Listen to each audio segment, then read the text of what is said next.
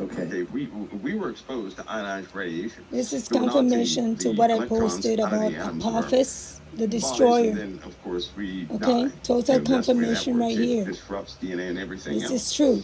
The ionosphere stops that from happening. So it's the upper layer of the Earth that absorbs this. Here's the issue. The D region is going to get hot, Pastor Paul. It's going to get hot. With this plasma burst, the Earth will absorb We're talking the about energy the destroyer. from this burst. Think about that. Apophis all that energy released is going to get absorbed. Every part that hits the ionosphere, the bow shock, once it goes to the bow shock, falls, all this stuff, is going to get absorbed by the Earth. I think it's going to go right to the D region. Okay, help me, Mike. What is the D region? What's the E region? What's the F region? I'm sorry. These are ionosphere regions. The These are destroyer. See ionosphere that? regions. These are regions broken up in the ionosphere. Okay. For good reason. The destroyer. They're responsible Mike for from around things. the world. Planet X, The D Nibiru, region is a very dangerous region for us because if it's overloaded, I got we're going to have that an revelation Asia last problem, night on YouTube. Asia is having the hottest temperatures they've ever had. They have an emergency God is happening right directing now. me. And Asia is in trouble right now. They're in trouble. Really? They've had the hottest To send that ever. video. Asia has. They have water shortages. Their power systems are failing all over the place. They have some severe problems. And death toll is piling up.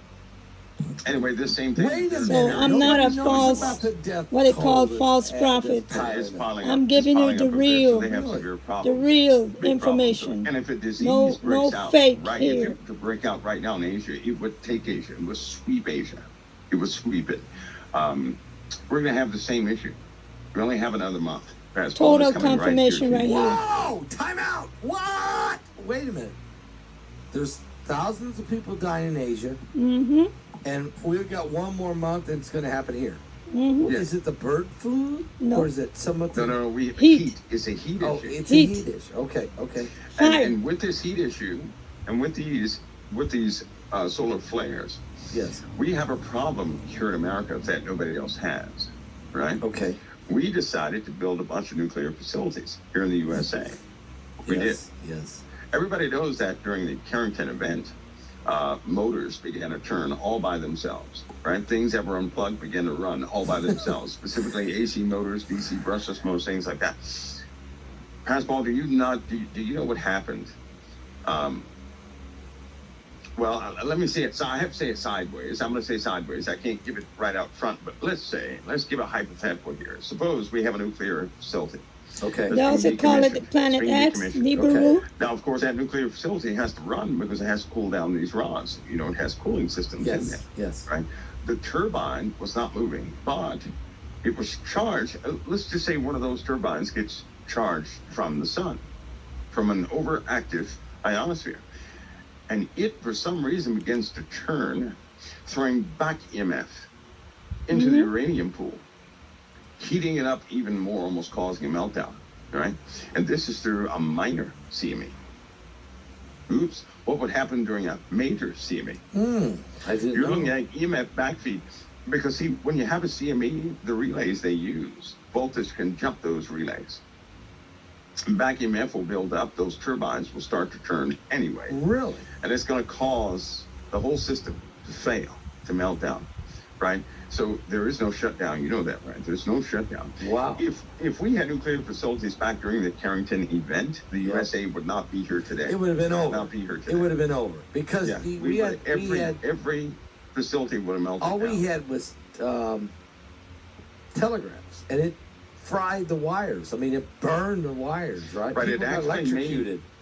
It actually made the equipment work when it was not plugged in. Imagine that. And it also, one of the important things, it became daytime in the nighttime. Okay, guys, I gotta go. I mean, that's crazy. Wait a minute. Are you serious? I didn't know that. Really? It was that bright. Yeah, it was that bright. So here's what I'm proposing. And here's the problem. I won't go into detail now, but we have another warning. This is solar cycle 25, right? This solar cycle was supposed to hit in 2025. I'm sorry, right? Sorry, yeah. Not 2024. So it's way ahead of schedule.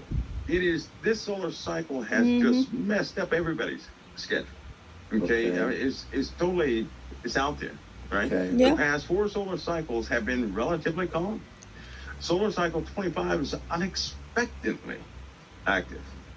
So we have a problem because now we're going to have multiple peaks to the maximum within the maximum, right? We're already experiencing one. This is a peak, but then the sun will level out and go to another peak. And what that means is that sunspot, for example, sunspot. Which one is it, guys?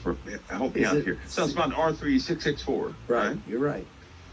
It's 16 times larger than Earth, Mm-hmm. and it's getting bigger. Yeah. So imagine if we had 15 of those. No. Yeah. I mean, that would just be. 15. Well, we get whammied so many times from so many sunspots, we would just fry, wouldn't we? This is what there's a potential of that. But here's the issue. We have that precise thing happening right now. We have the formation of that precise thing right now, right? There's a network that monitors the sun all the time. You're talking about it. It's a global oscillation network group. So they have a station in California, Hawaii, Australia, India, Spain, I believe Chile, and there are 3 engineering and testbed sites in Boulder, Colorado. They monitor the sun's activity, earthbound, Earthside, 24 hours a day, 7 days a week, so that they can record all anomalies from the sun, so they can get a very accurate picture of what it's doing, so they can follow the history of the development changes of the sun. The sun is doing things, and it's way off trending from what it usually did, right? This means that some external force is bearing down on us big time, right? Causing the sun to be a little more hyperactive than normal. This will reflect in our weather patterns. Mm-hmm. This will reflect in both northern and southern anomalies in the ocean, which will be detected. Very few people are going to know what they are. They're going to get worse and worse and worse.